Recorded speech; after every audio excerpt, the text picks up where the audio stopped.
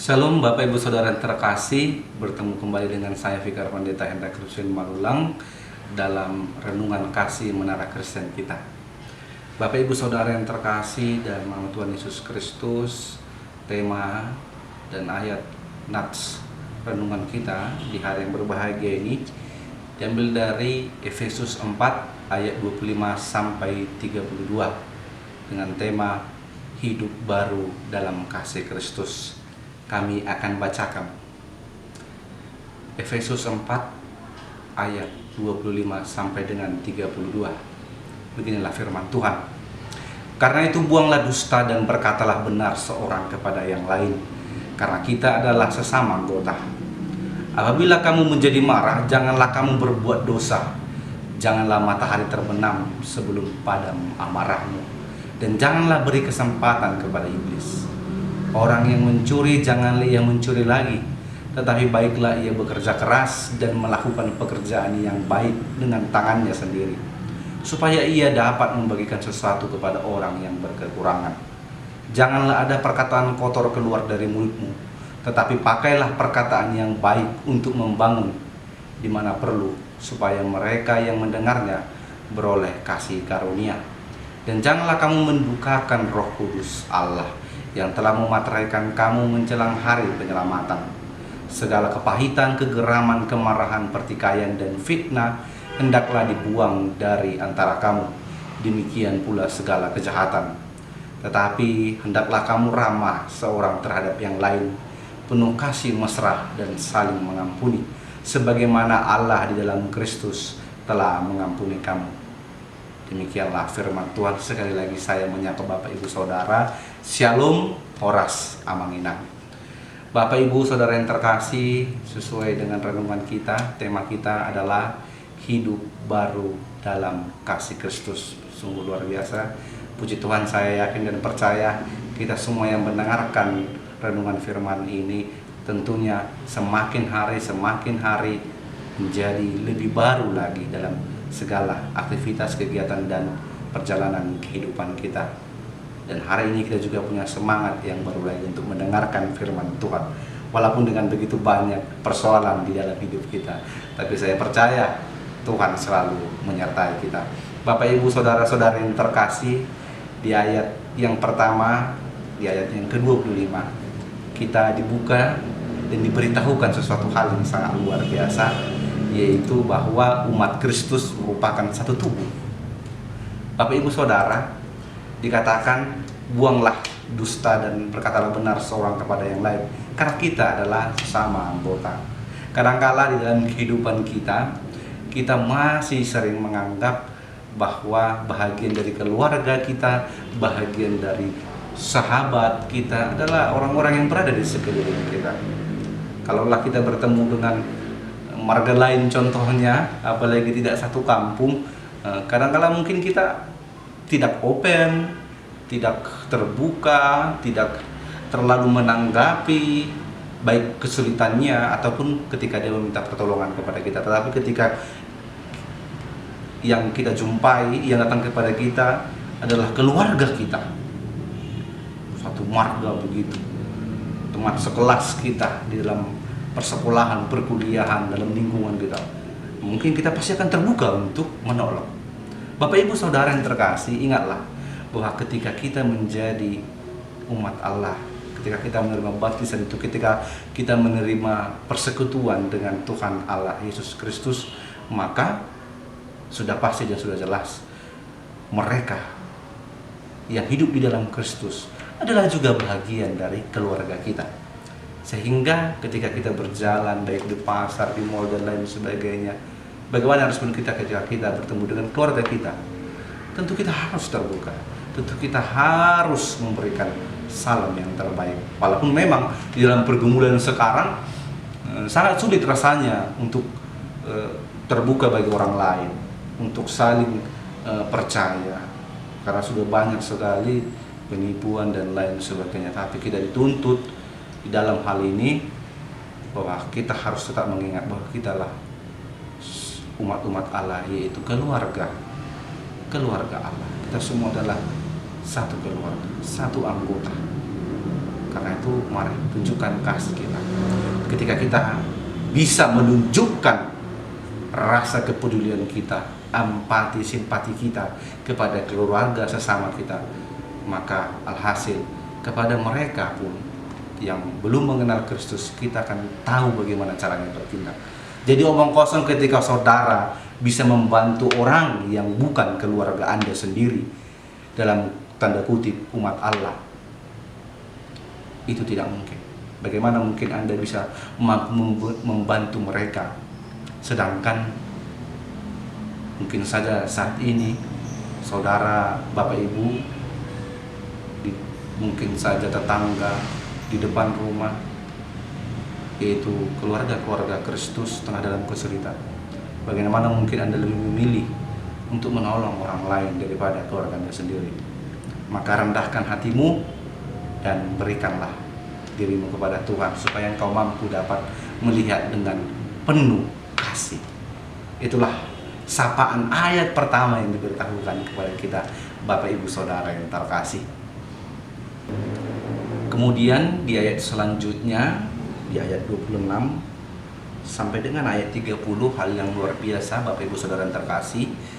Rasul Paulus dalam tulisannya dalam kitab ini, kita diajak untuk berkomitmen meninggalkan dosa kita. Ada beberapa hal yang sangat luar biasa, yaitu tentang apabila kamu menjadi marah, jangan kamu berbuat dosa, dan janganlah beri kesempatan kepada iblis. Bapak Ibu Saudara yang terkasih, di ayat selanjutnya, di ayat ke-28 sampai 30 dikatakan, orang yang mencuri, janganlah ia mencuri lagi. Bapak Ibu, seringkali tindakan-tindakan kita yang dilakukan oleh tangan kita sering membawa kita ke dalam pencobaan. Karena itu di ayat ini dikatakan, orang yang mencuri janganlah ia mencuri lagi, tetapi baiklah ia bekerja keras dan melakukan pekerjaan yang baik dengan tangannya. Satu poin tentang tangan kita. Karena itu Paulus mengingatkan kembali lewat kitab Efesus ini bahwa tangan kita mari kita pergunakan dengan hal-hal yang luar biasa. Mari kita kunci, mari kita kekang keinginan hati kita. Mari kita berikan hal yang luar biasa lewat kedua tangan kita, Bapak Ibu. Hentikan tindakan-tindakan kita yang dilakukan oleh tangan kita. Nah, sini mengkonfirmasi tentang pencurian, mencuri. Tetapi jauh lebih dari itu, Paulus katakan tentang pekerjaan yang baik dengan tangannya sendiri, melakukan pekerjaan yang baik dengan tangannya sendiri. Mari kita lakukan pekerjaan-pekerjaan baik dengan kedua tangan kita. Pencurian hanyalah salah satu contoh dari bentuk keberdosaan yang kita lakukan dengan kedua tangan kita. Tapi masih banyak lagi dosa-dosa yang kita lakukan dengan kedua tangan kita.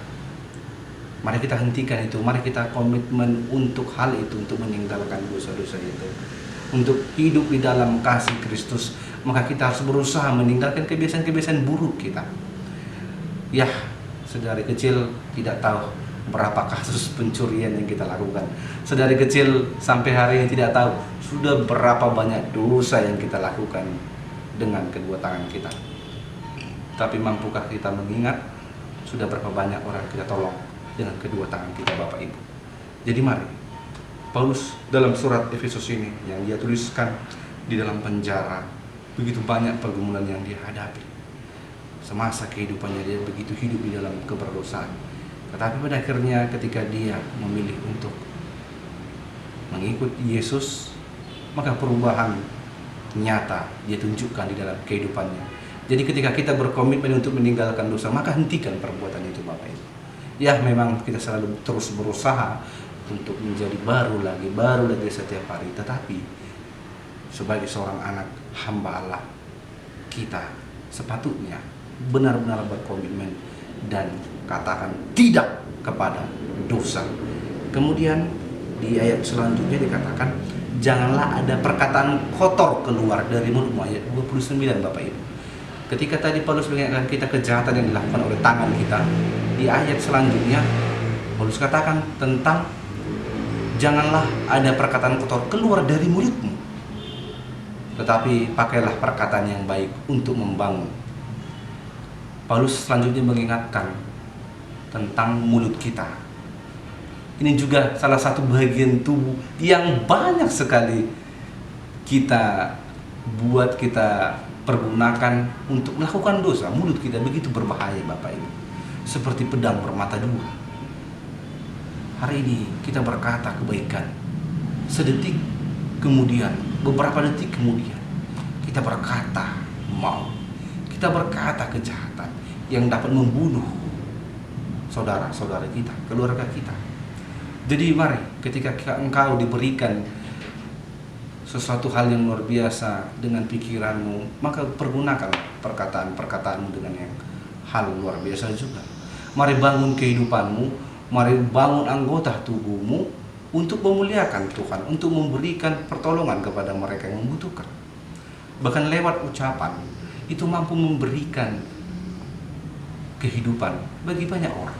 Maka hentikan, mulai hari ini kita kembali berkomitmen, kita kekang tangan kita kekang mulut kita, sehingga untuk melayani Tuhan, untuk hidup di dalam Kristus, kita benar-benar harus menyangkal diri. Bapak Ibu Saudara yang terkasih, tidak tahu berapa banyak nyawa yang telah meninggal akibat dari mulut kita sendiri, mulai dari zaman ke zaman. Dalam artian adalah manusia itu sendiri. Tidak tahu berapa banyak nyawa yang terbuang karena mulut seseorang. Jadi ini sangat berbahaya. Kita diberikan pengetahuan oleh Tuhan, kita diberikan kebijaksanaan oleh Tuhan. Maka mari kita pergunakan semuanya dengan hal yang penuh dengan hikmat dan kebijaksanaan. Bapak Ibu Saudara yang terkasih, di ayat selanjutnya dikatakan, dan janganlah kamu mendukakan Roh Kudus Allah yang telah memateraikan kamu menjelang hari penyelamatan. Kemudian kita sampai kepada hati. Ketika kita tadi diingatkan tentang tangan, mulut, dan saat ini kita diingatkan oleh Paulus tentang hati kita. Kita dikatakan jangan kita coba-coba sekalipun untuk mendukakan Roh Allah. Maksudnya di sini, Bapak Ibu Saudara yang terkasih, ialah hati kita. Mari, jangan dukakan Roh Allah. Jangan biarkan tindakan-tindakan kita, pikiran kita membuat Roh Allah tidak dapat hidup di dalam diri kita. Maka mari kita jaga hati kita. Mungkin benar tangan kita melakukan hal yang baik, mulut kita melakukan hal yang baik, ucapan dan perbuatan kita. Tetapi bagaimana dengan hati kita? Apakah kita ikhlas? Apakah kita benar-benar sungguh ingin melayani Tuhan? Atau hanya sebagai aktivitas saja? Jangan heran ketika di dalam kehidupan kita Bapak Ibu, ketika engkau rajin beribadah ke gereja, ketika engkau sering menolong orang saudara-saudarimu, lalu kau berpikir, mengapa? Oh Tuhan, ini hidup kok seperti ini saja, aku sudah melayanimu Tuhan. Tapi kenapa banyak tantangan, tapi mengapa begitu banyak cobaan? Seolah engkau tidak mendengarkan aku dan melihat aku Tuhan. Maka koreksi hatimu. Apakah kau benar-benar melakukan itu semua? Apakah saat engkau membantu saudara-saudarimu itu dari hatimu? Atau hanya untuk menunjukkan bahwa kau adalah orang yang hebat? Koreksi dirimu kembali. Apakah ketika engkau memuji saudara-saudarimu, memberikan ucapan duka, memberikan ucapan sukacita kepada saudara-saudarimu di dalam keadaan sukacita, duka cita, apakah engkau tulus mengatakan itu semua Bapak Ibu Saudara terkasih? Mari koreksi hatimu. Mari koreksi jiwamu. Mari jujur kepada Tuhan. Datang kepada Tuhan. Maka mari kita dari hati kita yang paling dalam, mari kita ucapkan dengan benar. Maka itulah yang harusnya kita ucapkan, dan itulah yang harus kita lakukan. Jadi 3 hal tentang keanggotaan tubuh kita Paulus singgung. Tuhan Yesus Kristus lewat Paulus singgung itu. Tangan kita, mulut kita, hati kita. Jadi semua harus sejalan dengan apa yang kita pikirkan, apa yang kita ucapkan, dan apa yang tangan kita lakukan. Semuanya harus satu tujuan, yaitu untuk kemuliaan nama Tuhan. Sehingga Bapak Ibu Saudara terkasih, mari kita berkomitmen sekali lagi untuk meninggalkan kebiasaan buruk kita yang lama. Mari maju selangkah demi selangkah sampai kita mencapai apa itu benar-benar arti dari kasih itu sendiri. Mari, hari ini kita bantu satu orang, besok bantu 2 orang, besoknya lagi bantu 2 orang tetap, besoknya lagi bantu 3 orang, sampai engkau bisa memberikan sisa-sisa hidupmu untuk membantu orang lain. Jangan pernah menyerah untuk membantu dan melindungi orang-orang di sekitarmu yang tengah dalam kesulitan, karena Roh Allah pasti bekerja di dalam diri kita semua. Engkau yang hari ini diberikan oleh Tuhan berkat yang sangat luar biasa, tanyakan kepada Tuhan, untuk apa itu semuanya? Tanyakan kepada Tuhan, Bapak Ibu Saudara yang terkasih, untuk apa Tuhan memberikan kekayaan padamu hari ini? Untuk apa Tuhan memberikan kepintaran kepadamu? Untuk apa Tuhan memberikan kekuatan bagi dirimu? Maka mari datang ke hadapan Tuhan dan berikan dirimu untuk dipakai oleh Tuhan. Saudara yang terkasih, hal terakhir yang ingin disampaikan oleh firman Tuhan kepada kita di hari yang berbahagia ini adalah tentang bagaimana kita benar-benar hidup dalam kasih Tuhan. Bapak Ibu, di ayat yang ke-31-32 dikatakan, segala kepahitan, kegeraman, kemarahan, pertikaian, dan fitnah hendaklah dibuang dari antara kamu. Demikian pula segala kejahatan. Tetapi hendaklah kamu ramah seorang terhadap yang lain, penuh kasih mesra dan saling mengampuni, sebagaimana Allah di dalam Kristus telah mengampuni kamu. Puji Tuhan Bapak Ibu Saudara yang terkasih. Ternyata sungguh sangat luar biasa. Ketika kita mau hidup di dalam kasih Tuhan, maka kita harus benar-benar berkomitmen. Maka kita harus meninggalkan segala kejahatan, segala kepahitan, kegeraman, kemarahan. Mari tinggalkan itu semua Bapak Ibu. Dan mari kita ramah terhadap orang yang lain, penuh kasih mesra dan saling mengampuni.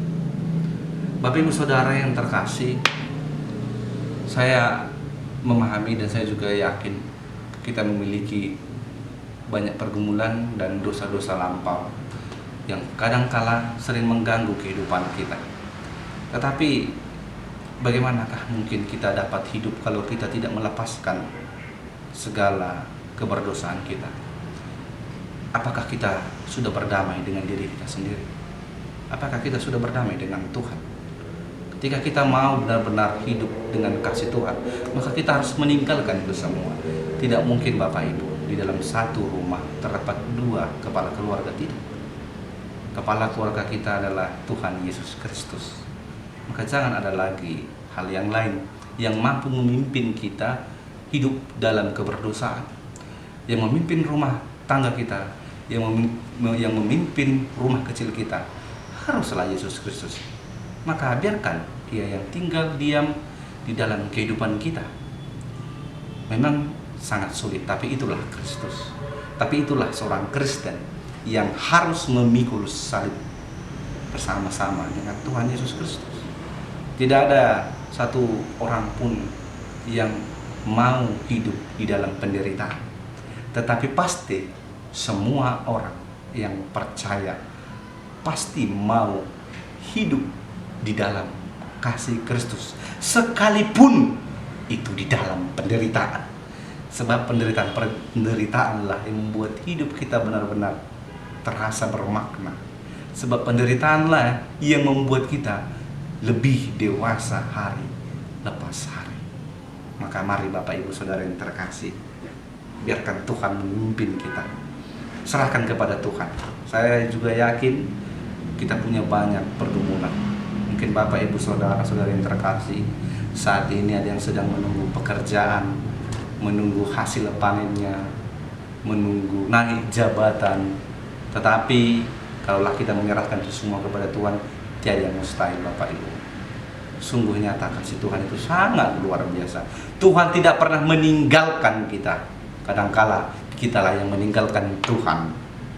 Maka jangan pernah takut. Dan jangan pernah takut untuk datang ke hadapan Tuhan. Bapak Ibu Saudara-saudara yang terkasih, sekalipun mungkin kita penuh dalam penderitaan, tetapi ingatlah untuk melipat tangan. Jangan pernah lupa untuk datang kepada Tuhan. Jangan pernah lupa untuk berdoa kepada Tuhan. Seberat apapun masalahmu, seberat apapun beban kehidupanmu, ingatlah tetap lipat tangan dan berdoa kepada Tuhan. Sekalipun engkau tidak mampu mengucapkan kata-kata lewat bibirmu, Tuhan masih tetap mengerti arti air matamu. Tetaplah berdoa kepada Tuhan. Tetaplah hidup dan tinggal di dalam kasih-Nya yang luar biasa. Tuhan tidak pernah meninggalkan kita di dalam dunia ini, Bapak Ibu. Tidak pernah. Dan saya hidupi itu. Saya juga yakin saya pasti bisa belajar 1-2 hal dari Bapak Ibu tentang kehidupan ini. Karena itu semoga kita selalu dikuatkan oleh kasih setia Roh Allah, agar mungkin suatu hari nanti kita dapat bertemu dan saudara mungkin bisa memperkenalkan diri saudara kepada saya di tengah perjalanan mungkin. Karena itu sekali lagi saya ucapkan, mari kuatkan dirimu, kuatkan hatimu, tetap ikut Yesus, jangan pernah menyerah. Tetaplah tinggal di dalam perahu yang dinahkodai Yesus itu. Jangan takut. Tuhan tidak sekali-kali pun meninggalkan kita. Itulah nats firman Tuhan yang menjadi fondasi kehidupan kita pada hari ini. Bahwa kasih Tuhan akan selalu menyertai kita, Bapak Ibu. Sampai hari ini kita masih diberikan nafas kehidupan, berarti kita masih dipercayai dan dipercayakan oleh Tuhan Allah untuk melakukan segala aktivitas kita demi kemuliaan namanya. Karena itu mari tunjukkan kepada dunia siapa dirimu, siapa anak Allah yang sedang mendengarkan firman Tuhan ini. Saya ucapkan semoga berhasil di dalam perjalanan Bapak Ibu Saudara-saudari terkasih. Tuhan Yesus memberkati. Shalom.